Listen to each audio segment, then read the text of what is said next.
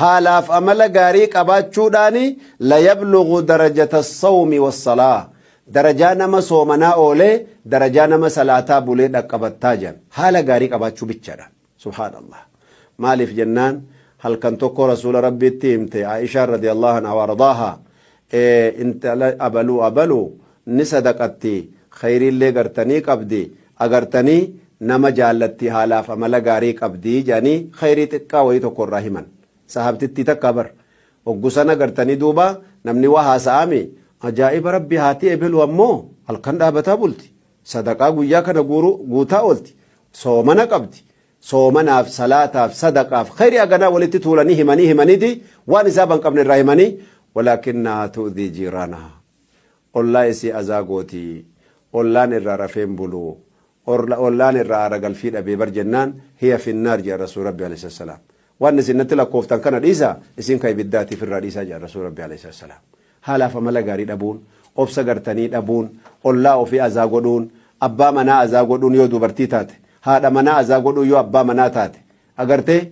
haadhaaf abbaa kee azaa godhuun yoo ilma taate yoo intala taate yaani fitnaan akkanaa sun salaanni kee soomni kan kee da'awaan kan kee sheekummaan kee ziirootti deebi'a. Maaliif haalaaf amala hin qabdu jechuudha. Tanaaf haalaaf amala qabaachuudhaan khayriin gurguddaan rabbi biraasii argama osoo ibaadaan kan keellee xiqqaa tahee jechuudha. كناف حديث عائشة كيست رضي الله عنها وارضاها صلة الرحم رحمة متنفتشون نما قرتني فرقا كيتي قافتشون ودوساني قبقباتشون دولتي بريستي سلام عليكم إساني جتشون وحسن الخلق هالاف أملا قاري قباتشون وحسن الجواري أولا كان كيتي تلأولون يعمران الديار الله أكبر حياتك كي هندسي جارة biyyi gartee yoo kanarra walii galtee tana tolfatte yoo gartee gandi tokko tanarra walii galee haala malakkoyne agartanii maal lakkoofne amma mee ilaala dubbuma xiqqaa takka gartee ka rasuul rabbi alayhi salaatu wassalaam haala gaarii fi amala gaarii qabaachuudhaaf akkasuma rahima maxxanfachuudhaaf akkasuma gartanii ollaa ofiitti khayrii ooluun hayaata gartanii ganda kana jireessu yaa rasuul rabbi alayhi salaam hattuun hin seenu beelli hin seenu lolli hin seenu sodaan hin seenu فتنان أجايبان سينو جتشو بلان ربا بلان زنا أبشر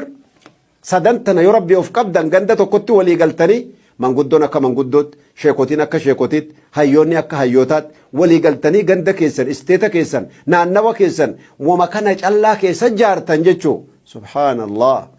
يعمران الديار تولت بيجي غندنا قاتباتي يا رسول ربي عليه الصلاة والسلام ويزيدان في الأعمار umriin teessan barakaa guutuu argatte jedha rasuul rabbi alayhi salaam. Namni yoo jiruun isaa jaarame yoo gartee wanni barbaade isa bira guutame umrii itti dheerate lazzaan duniyaa tanaa walitti nafne bar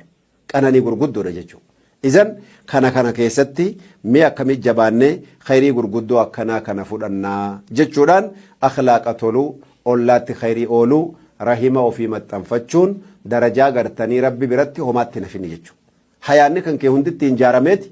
akkasuma gartanii umriin tanteettiin barakaa argatee dheeratte nama waggaa 70 jiraate caala azaabaa fi cinqii fi sammuu gubannaa fi yaani stress ajaa'ibaa tokkoon yaani gubachuurra jechuu waggaa 30 keessa rabbi si qanansiisee warra waggaa 90 caalta jechuu. إذن حالك كنا رتي حياتك كينيا جراتي سوم برباتي سارو بولين كينيا حديث قرتني إمام الألباني تو صحيح قولي إمام الترمذي إمام أحمد اللي دبته كتابة قرتي موسوعة الأخلاق لخالد الخرازي را دبتمه إذا ورا كنا رتي فيدته ملكا ربنا وقولوا بقولنا دوبا ولد بنا والسلام عليكم ورحمة الله وبركاته.